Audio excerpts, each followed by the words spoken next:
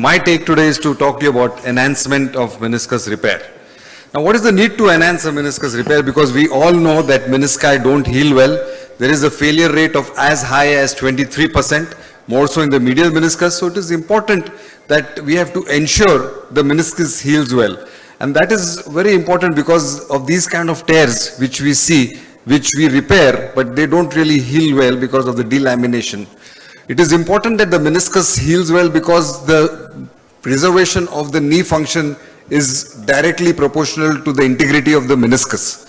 It maintains the stability of the knee joint and definitely reduces the risk of OA, because if you remove the meniscus, the pressures on the joint increase to 235%. So that is the kind of importance the meniscus has. So whenever it's possible, we have to augment or enhance the biology. We all know about the various types of repair and the indications are very clearly mentioned here. It is important to choose that particular type of repair for that particular kind of morphology of the tear which is there. We all have talked about these zones and everybody knows that we should repair the red zone tears, but now let me tell you friends today, whatever tear is amenable to repair, repair it. Even if it is in the white zone, don't hesitate. If it is suitable for repair, you should go ahead and repair it. And the importance is to enhance the biology after that. The important thing of how to enhance the biology is the mainstay of my talk. For that, the prerequisite is your repair has to be robust, or once you enhance the biology, make sure the repair is robust. And the visualization while you're doing the enhancement or the repair has to be good. Especially on the medial side, when you have a tight joint, don't hesitate to do a pie crusting. I do it above the joint level in the superior femoral part where the MCL is attached. One may do a notchplasty, spinoplasty.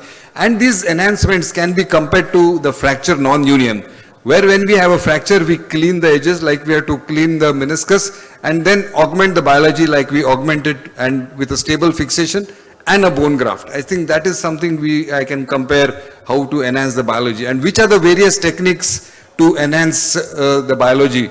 The most important are the mechanical techniques which all of us can do in our day-to-day practice, rasping and trephination. So please do that as a regular thing right from today. ACL reconstruction and microfracture both have a similar principle. Then the fibrin clot is something which is very important and not very difficult. It comes free for you. I will show you in a minute. PRP injections can be used. The meniscal wraps, and lastly, which is now becoming very popular, is the cell therapy. So these are all the meniscus enhancements which you have, and the easiest is the meniscal rasping because it stimulates the blood supply. You rasp not only in the meniscal tear but also in the meniscosynovial junction, and this has shown that the blood supply gets improved. You can use either a kind of a bone pick, or you can use also a spinal needle. As you can see here, a spinal needle is long enough and it just goes directly. You make 5 or 6 punctures and then that stimulates the bleeding which has been shown, and the healing chances definitely improve. So trephination is important.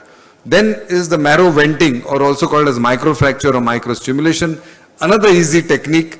And whenever the ACL is intact and you do a meniscus repair, this is what you need to do. The microfracture, you can use the awl here, and I can use a straight awl. What I have seen, you should penetrate at least 1 centimeter. Make 2 or 3 punctures on the lateral condyle, and the important thing is to see the image like this. You should see the marrow elements coming out. That will show that there is good enough marrow elements which will help in healing, and there is enough literature to show that the biologically augmented isolated meniscus repair with marrow venting heal better. And there's also an important RCT depicting the same.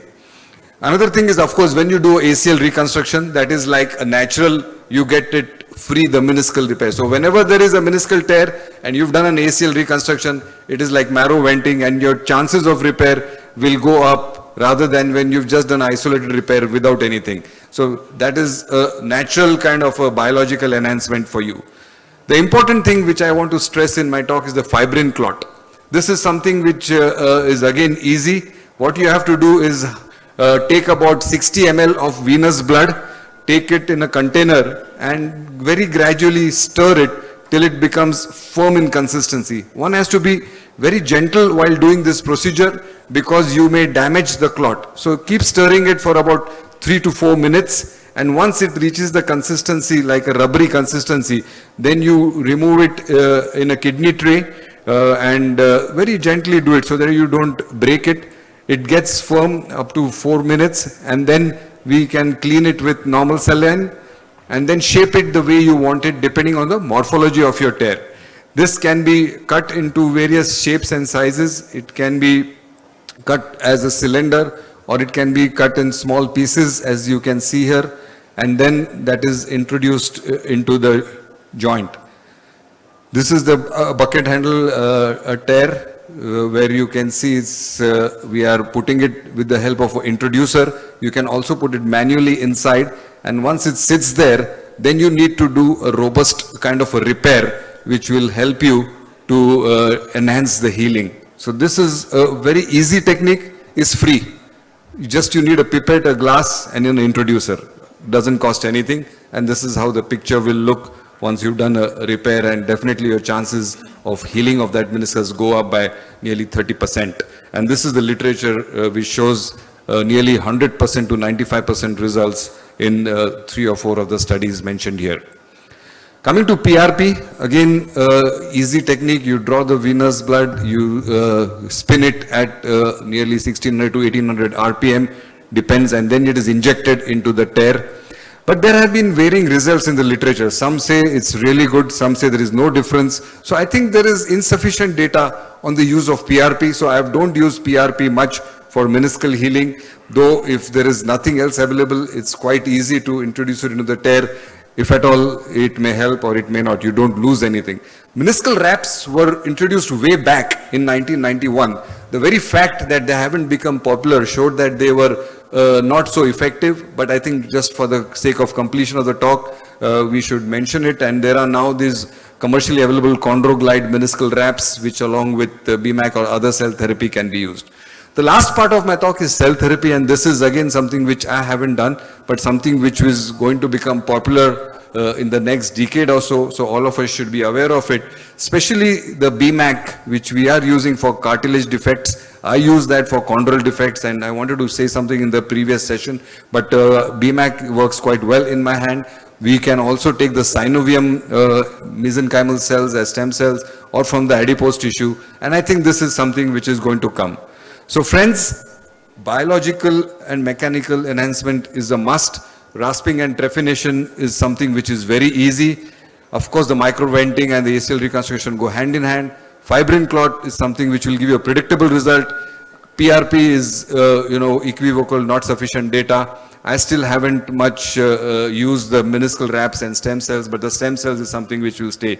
So friends, whenever possible, first of all, save the meniscus, augment the biology, because it's very important to maintain the function of the knee joint through the healing of the meniscus, because we know the detrimental effects. If the meniscus does not heal, it can definitely lead to osteoarthritis. So always save the meniscus. So before I end, I want to seek your complete support for my elections in the Indian Arthroscopy Society, forthcoming elections in February for the post of Vice President. I thank you very much for your kind attention.